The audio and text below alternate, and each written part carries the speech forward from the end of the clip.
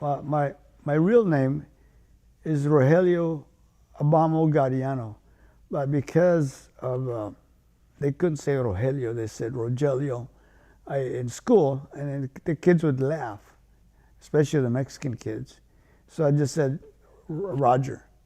So everybody knows me as Rodger, because if you're not Filipino or Spanish, it's a silent G, so it's Rogelio, not Rogelio, and that's the reason they laugh. But so they call me Rodger, and Rodger worked for me. It got me through school and everything, and now I'm going back to my real name, Rogelio, because documentation-wise, you need to, everything is on your real name. Actually, I grew up as a typical Filipino immigrant in Delano, and then I had a lot of mestizo friends, both men and girls, a lot of girls, and I knew most of in Delano, I knew most of the pure Filipinos. I hung out with them, and I knew them, and they knew me, and actually growing up in Delano was probably the best place I could have grown up in. And then because it was full of, we're all farm workers. Nobody was rich. We were all farm workers. Our parents were all working in the fields or worked in businesses associated with field work. We try to do our best to be, to be good in school, to be good in sports. We did all the normal things, And I'm really lucky because I grew up in the West. I say here's Delano. When I grew up in Delano, there was the east side and the west side. There's the tracks, the railroad tracks, which cuts across town. Everything on the east side was puti, white. Everything on the west side was brown, black, or other than white. We were there, and I grew up. I was happy. Because the school I went to, there was only one white kid in the whole school, one white boy. And then if there was a white boy, it was half. He was half something, half Filipino. And and then it wasn't until I got to high school that I saw the other side of the world. Then there was white boys that I didn't know who they were, and I was in class, so they put me in high school. There were 1, 2, and 3, and 4 level classes. Well, I was always in the 1 and 2 classes levels. So I'd be in classrooms and I go, where's all my friends? And I end up with a bunch of white kids. I had no idea. I'm the son of a survivor of the Bataan Corregidor death march. My dad spent 26 years with the United States Army Philippine Scouts. He was a master sergeant in charge of, he was a quartermaster in Corregidor. And he was there through the 4 months. After the war ended, my dad, I'm proud of my dad. He's smart. He went to Adamson University in the Philippines and got a degree in chemistry at the age of 46 and graduated top of the class. And then my mother wanted to go back to Leyte because he was still in Manila. She wanted to work she wanted my dad to work the fields. My grandpa, my mother's father, was a big ranch owner. He's a big ranchero in the Philippines. He had something like 300 hectares. I mean, he was huge. But Dad, we had rice fields, we had a pineapple field, we had bananas, we had copra on the shore. We had all that. I mean, I know because I used to go with my grandpa to all these fields, and then the harvest. Were you born in the Philippines? Oh yeah, I'm Philippine. I was born in Hindang, Leyte. I grew up in the Philippines, and I went to school there. I'd go there, the brown khakis, shorts, the white shirts, and chinelas. That's going to school. And I remember going to school, and I was in the first, second grade. Me and a couple of boys were in charge of pumping the water out of. They had the water pumps that looked like a grasshopper, We'd go like that, and we'd pump it, and we'd provide the water for the classrooms. And that was, well, it was about 4 of us. We supplied the water for the room. We grew up in Leyte, and then my mother wanted to stay there and then work the ranch. But my dad didn't like it, and he thought it was better to come to America. So I went to school in Leyte, and so my brother, I said the oldest one in our family was a girl, and there was 4 boys. And then I have a younger sister that was born here. But Dad didn't like farming. He wasn't good at it, but he was brilliant. So we decided to leave the Philippines in 1954. So we left because, being a U.S. soldier, a Philippine Scout, you had the option to become a U.S. citizen. So Dad he took the family out of Leyte, Hindang, Leyte. We went to Manila, stuck around. He knew the ropes, and he got us on board the military transport ships. We went from Manila to Guam, to Hawaii, to San Francisco, and we docked actually in Oakland. And then from there, we went to. It's amazing because when I got off the ship, when the ship was coming into port, he had all these tugboats that were just shooting these things up in the air, water cannons, and I thought that was kind of cool. So I'm out there, waiting for the ship to dock, and I heard this clank.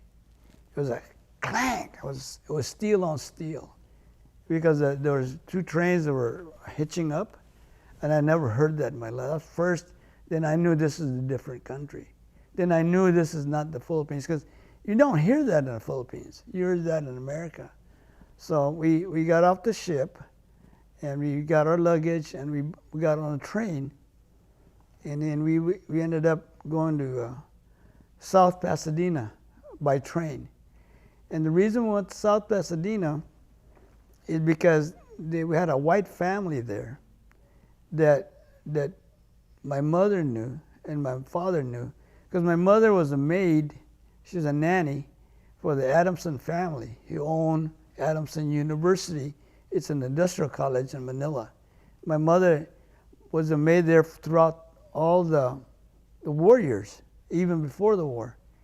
So they knew my mother and they liked my mother. So we stayed with the Adamsons for 2 or 3 months. And lo and behold, here I am in South Pasadena in America, in suburbia. And they're Mayamans, right? They got money. They had 2 cars. I go in there and I'm sitting there, and they got a black and white TV set. And 2 weeks earlier, I was in the Philippines. I had no clue. I mean, it's like Shock City. And welcome to America, Rodger. But see, I mean, this is all new to me. Going to sleep with a blanket and sheets. I mean, but Dad got a job with the U.S. Postal Service, and he was a mail carrier, and he was carrying mail in what is now known as Watts, which was the Watts riot. And then so we moved to Santa Monica, and I went to. We lived there about 3 or 4 months, and I remember going to Sacred Heart, Immaculate Heart Catholic school. And then my dad was humping mail. We lived there. We could afford the rent. My brother went there. My sister, she went to LACC. And then I hated school. I hated the nuns. I hated Catholic schools. They were so mean to me.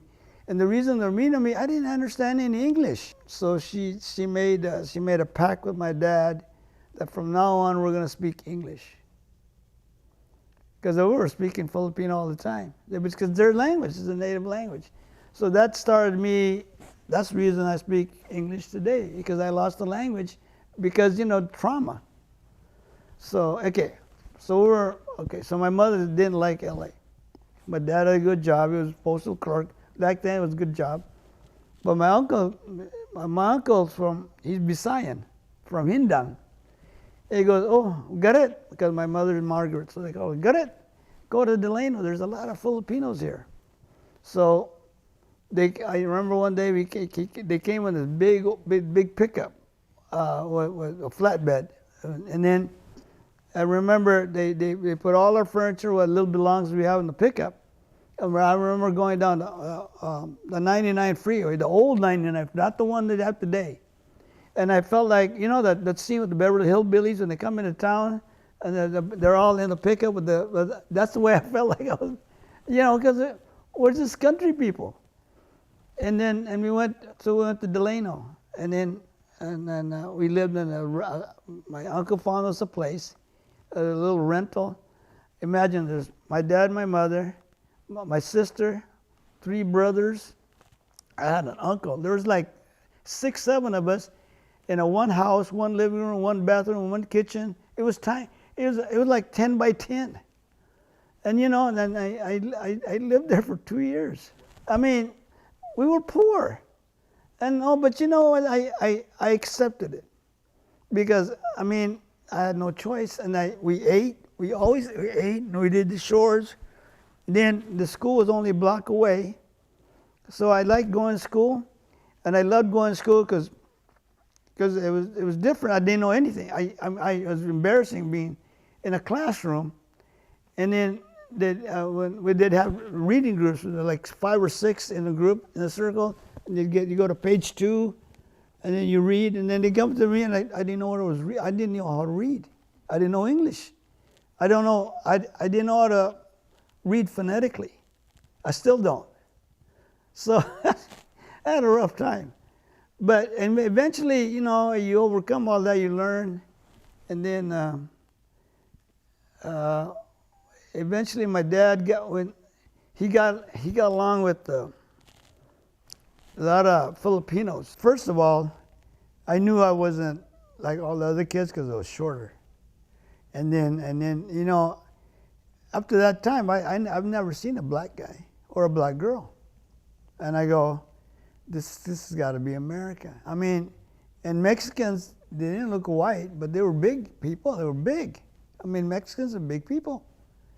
And then I went, I mean, because I grew up in a community that was strange, because there was a scattering, a lot of mestizos and mestizas.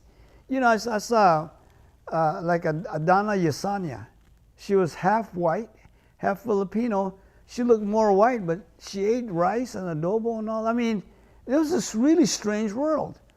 And then, you know, then I'd go to Mexican families and Filipino Mexican families, and they ate their white rice, pork adobo, and pinto beans and tortillas on the same plate. I mean, it was, yeah, that, I mean, and then I knew I was different, but the thing was, it wasn't a black and white thing. I mean, I knew there were white people on the other side of town. I ran into them once in a while, but I hung out with on the side of town that was non-white, and so in a way, the transition wasn't that hurtful. I'm pretty much educated, because when I grew up, my dad was a vicarious reader. I mean, he read all the time. So what did we have in our front lawn every morning? The Los Angeles Times. So from the 2nd grade on, there was the LA Times. And you know, the LA Times is top of the line newspaper. I mean, if you go to the LA Times is no kid newspaper. It's good stuff. You know, so I learned to read it. I learned to read the sports. I learned to read baseball batting averages. I learned about politics. I didn't know everything, but I learned words. And so that's how you know, because in my family, you know, reading and words and all that was important. Using language is important. Delano is the heart of the farm workers movement, who happened to be started by a Filipino named Larry Itliong.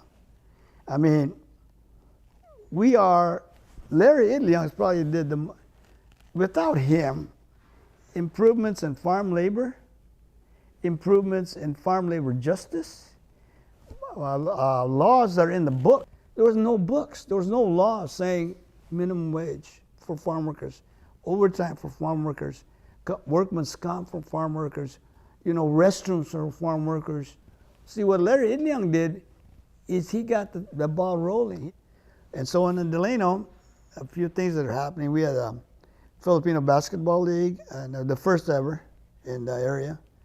And then I got involved in it. And then they said, hey, why don't they, the guy that led it said, why don't we do a statewide tournament? This is 1975. So we said, oh, sure, let's throw one. And I go, I'm at the meeting. He goes, well, you're going to have all these teams up from San Francisco all the way to San Diego. We got to do something else. We just, I said, and then Rodger, he said, hey, let's throw Barrio Fiesta. That's what happened. We had Philippine Weekend. And then, so we were this is 1975. So we're organizing, and we had no money. And I recruited the best of the brightest Filipinos and Filipinas and mestizos and mestizas to help us. So we already had the basketball teams. We had Herb DeLudy, Nick DeLudy's older brother, did the basketball thing. I had Alex Sedlor to do the yearbook, and then so what we did, we had a plan. So from what started off as a basketball tournament ended up to be, we had a parade, so we needed a band. So we had an all-Filipino band from grammar school all the way to college, junior college and college. And so what did they do? They asked Rodger to go ask the superintendent of schools to get instruments, high school. So we got the instruments, and we got somebody to lead the band. Benny Ortiz was a band major. And we got Dan, and we had a play, which Filipino written. Then we had a group from San Francisco, Bagong Diwa, New Dawn, come over. And then and what started out to be a teeny little thing became a huge thing. And then we had the basketball tournament to the point where we had connections with Pat Riley of the Los Angeles Lakers. So we had the first Filipino American Basketball League sports banquet with Pat Riley as our main speaker. Back in 1975. He was still playing for the Lakers then. And then we had that going. And then we said, well, let's cook lechon. So what I do, I ordered six pigs from the store, my dad's store. And I asked this farmer to get a spit, had 6 rotors to spit. So we got the spit, and we had the models and the caps come over to cook it at the horseshoe pit. So they were there at 4 o'clock in the morning cooking it up. And then what we did is to make it community-wise, we told all the manangs to bring their barilla claras, the butterfly dress, and to look original from the islands. We did that. And we had the parade, we had the Father Bless Us, we had the Filipinos teams march in their uniforms and throughout the parade to the park. And that was like a 2-mile march. And then we had for Eskrima, Filipino martial arts, we had Danny Inosanto come down here with a group from LA. And Danny Inosanto is the one who taught Bruce Lee the nunchucks. And then he came down with his group, and they did all the sticks and all that. It was great. And then in order to get money, this is the Rodger deal, I said, we need money. We had zero money. So what did I do? I said, let's throw a social box. And we made $800, enough to pay for the trophies for the basketball tournament and for the referees and all that. So I mean, $800 back in 1975 went a long ways. So we did that. And then, but it wouldn't have been successful, but see, okay. My contribution was I knew who the smart guys were and who the smart girls were. So we had them work for us. And it was everybody, and I was the oldest one. I was 26. Everybody was young. I mean, we pulled off the biggest thing that ever happened in Delano and then throughout the Central Valley. To top that off, we knew a Filipino guy named Ken Calastro worked for Spectrum or Warner Cable Television. They put on a 3-hour special on cable TV back in 1975. And then guess who got them the commercials? Me. We got all the I got my dad's store. We got the House of Glass, Junior Barona, Filipino Mestizo, the best paint store in town. We got them to sponsor it. And we lucked out in everything, and the whole community loved it. Then they finally realized when we went to cable, it was all over Kern County. So we went from Delano all the way to Bakersfield. They didn't realize just who we were.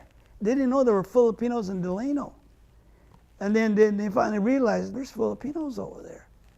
And then that's how we did it. And it's been going on since 1975. What you guys are doing is great. What they need to do is they need to get into the media business. They need to get either paper. Newspapers don't work nowadays. Hopefully they should. At least a little leafleting. Mailers for sure, because a lot of Filipinos are not computer wise. They're not cell phone wise. They want hard copy. That'll work. And anything that'll reach our people, that's the best way to do it. And then door to door. Then like what we did, okay, to get organized to do what we did, we went to all the Filipino communities throughout this whole valley. We went to about 4 community centers to tell them we're going to do Philippine Weekend. Then we put posters all over those towns and their stores. I mean, we went. It was massive. It was a movement. We did it, and it wasn't only me. It was a bunch of us. It was the girls and guys. But in order to do something that big, you need more than one. You need a bunch of people, smart people, and people who are active. And the thing I liked about it is that when we pulled it off that weekend, it made so many Filipinos proud of themselves. It made them they were just glowing. You know, it was just, it was a great experience. Well, the thing that impressed me the most is that because I guess Rob Bonta started it with Assembly Bill 123, and he put the books on the grammar school level. But see, okay, when I went to college in '68, I was in college in '66. But I went to Long Beach 68. Long Beach State in 1968 was 25,000 students, full-time, regular. I came from a town that was 8,000. The Black Studies department was just barely emerging. Chicano Studies or Mecha was barely emerging. And then Asian Studies was just a teeny bitty infancy. This is 1968. When you look for Asian American history, you saw books on Chinese immigration and Japanese internment, just a little bit. But Filipinos, voila, it was empty. There was nothing. And then later on, 20 years later, they had Carlos Bulasan book. They had Philip Veracruz's book. They had Larry, and they had the movement. And then this is like, late 80s, early 90s. Then I noticed that when that happened, the village was already built. Guess who they called up? Me. Oh, Manong Rodger, can you give us a tour, 40 acres? Sure, come on over. So that's in the mid-'80s when I started doing the tours here. And I think education, what happens when you educate Filipinos in their culture and their studies, and it perks up their curiosity, and then they come to 40 acres and an Agbayani village, and guess who gives them I give them the speech. If you just grow up and you got a non-identity as a Filipino, you grow up lost. The only thing is identity that's Filipino is your mukha, your look, your food. Other than that, you have nothing. Because you're neither accepted over here or there. We're not NBA stars. We're not movie stars. We're just here. So you need to find yourself. You need to know your history. And I think knowing your history gives you a sense of pride, gives you a sense of solidness, and a sense of identity. That you are somebody.